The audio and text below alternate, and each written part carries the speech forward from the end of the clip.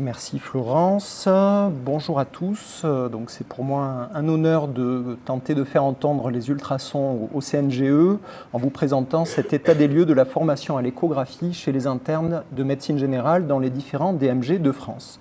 Un travail de Ophélie Guégan, donc, qui va passer sa thèse bientôt, dont vous avez les résultats un peu en avant-première. Donc tout d'abord, concernant les liens d'intérêt, ils se voient un petit peu sur moi. Un des deux est le Toulouse, Violette et Paillettes, en tout cas, où j'anime un de ces enseignements. L'autre est le fait que je suis un des membres du conseil d'administration de la SNECO-MG qui vise à la promotion de l'échographie en médecine générale. Donc je reviens brièvement sur ce qui a déjà été dit sur la nuance échographie formelle, échographie clinique ciblée, qui est encore un peu méconnue, cette nuance-là. Je le précise parce qu'une grande partie des enseignements parlent d'échographie clinique ciblée. Mais comme ça a été bien dit, l'échographie formelle reste possible pour des généralistes, y compris sans diplôme et y compris en cotant les examens. Donc la légitimité en France de l'échographie, donc un petit peu d'histoire, on remarque depuis une bonne dizaine d'années, beaucoup d'études, beaucoup de documents, y compris dans les revues de référence de notre profession, Prescrire, Exercer, des présentations dans les congrès, CNGE comme ici, au congrès de médecine générale française.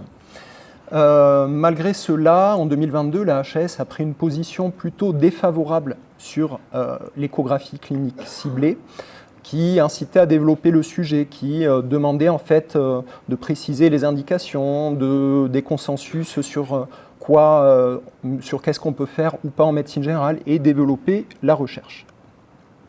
Donc c'est un peu en rebondissant sur ça que la SNECO-MG a été créée pour tenter d'y répondre. Mais la même année, en 2023, la WANCA Europe, donc l'Association européenne des généralistes, a été plus optimiste en soulignant l'intérêt au vu d'une bibliographie peut-être pas la même que la HAS, qui montrait assez clairement l'utilité en médecine générale, avec quand même, qui étaient soulignés, les risques de sous-diagnostic, erreur-diagnostic. Et donc les conclusions étaient de recommander une formation initiale lors des internats de médecine générale et aussi de la formation continue. Mais cela pour l'ensemble des généralistes. Bonne nouvelle, en 2025, la reconnaissance institutionnelle se développe avec le référentiel métier qui vous a été présenté lors de ce congrès, qui donne une place à l'échographie clinique ciblée et qui souligne encore la nécessité d'une reconnaissance institutionnelle qui continue. Concernant un peu l'offre et la demande autour de l'échographie, donc c'est un besoin de santé publique en France et comme le souligne la WANCA, cet outil peut améliorer l'efficience des systèmes de soins et réduire les inégalités. En France, sur une étude de l'an dernier, la prévalence de l'utilisation par les généralistes était estimée à environ 16,8%. Et les internes de médecine générale ont été sondés par l'ISNER et IMG et ont montré une grande volonté d'être formés à cet outil. Quelle formation existe-t-il à ce jour? Donc, on a été beaucoup à être formés sur le tas, on nous donne une sonde en main sans nous expliquer trop comment ça marche. Il existe pour les grands des DPC, des FMC et pour tout le monde des vidéos, des livres, mais est ressenti un besoin important de formation initiale, théorique et pratique. Donc, concernant la formation universitaire, ces formations sont encore rares à ce jour avant le 3e cycle. Et après le 3e cycle viennent des diplômes universitaires, dont le plus connu est le DIU échographie et technique ultrasonore, qui fait presque changer de spécialité pour être un échographiste à exercice exclusif. Donc vous avez ici la carte que Ophélie a dressée de l'ensemble de ces DIU. On voit que c'est assez bien réparti sur la France. Donc l'objectif de notre étude était de présenter un état des lieux de la formation à l'échographie destinée aux internes de médecine générale et accessoirement de tenter de décrire un petit peu toutes ces composantes.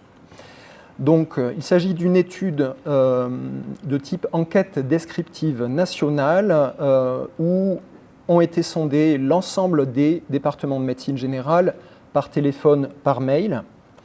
Donc un questionnaire élaboré premier trimestre 2025.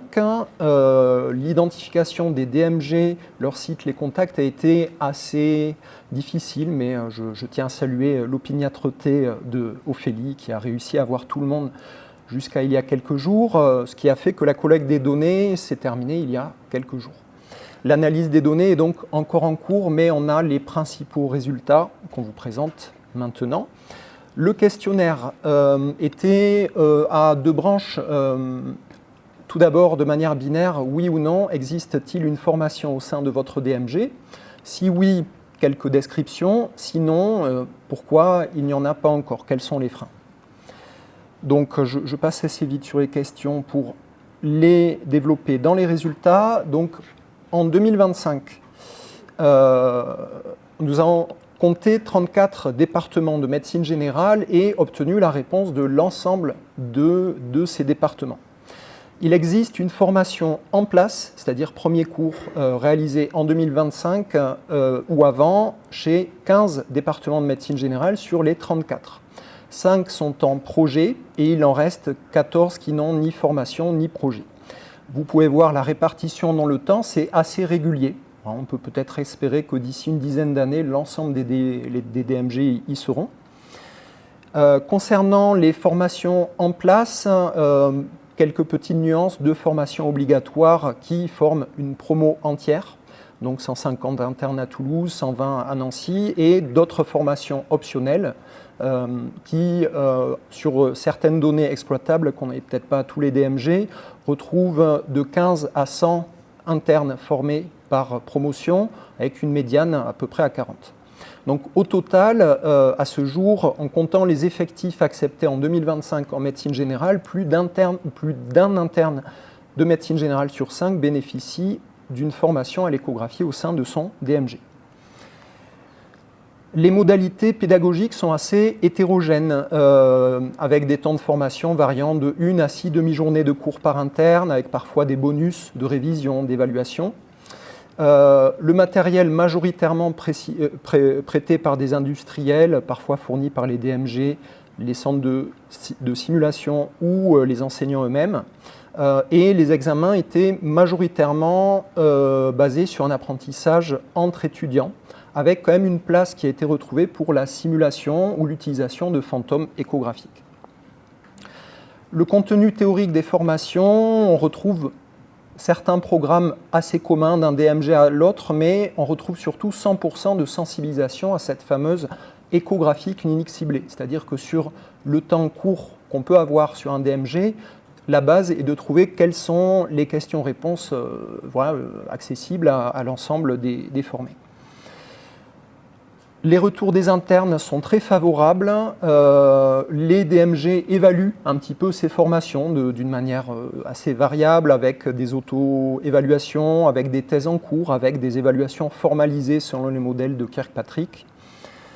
Et maintenant, concernant les DMG qui n'ont pas encore de formation, donc il y a question de moyens logistiques, le fameux FAT ou TAF, temps, argent, formation, mais on a repéré aussi des questions de légitimité, ce qui reprend une remarque qui a été faite sur l'atelier précédent. On a fait un petit peu de qualitatif en étudiant les phrases de réponse, donc il y a la peur des conflits avec les radiologues. Ouais, visiblement, certains DMG s'entendent bien avec les radiologues, sur d'autres, c'est même pas la peine de penser de faire quelque chose avec eux. Des fois, des manques de consensus, que ce soit avec les étudiants ou entre enseignants. Et ce qui nous a frappé, c'est la question hors du champ de compétences de médecine générale, où l'échographie n'apparaît pas encore dans la marguerite des compétences. Donc on peut espérer que peut-être avec le nouveau référentiel métier, ça va changer. Les points forts de cette étude, c'est que c'est la première enquête sur cette thématique réalisée auprès de l'ensemble des DMG. Alors première, peut-être pas la seule, à ce que j'ai compris de ce qui a été dit tout à l'heure. 100% de réponses, donc au passage, je remercie grandement l'ensemble des responsables de DMG qui ont pris le temps d'y répondre.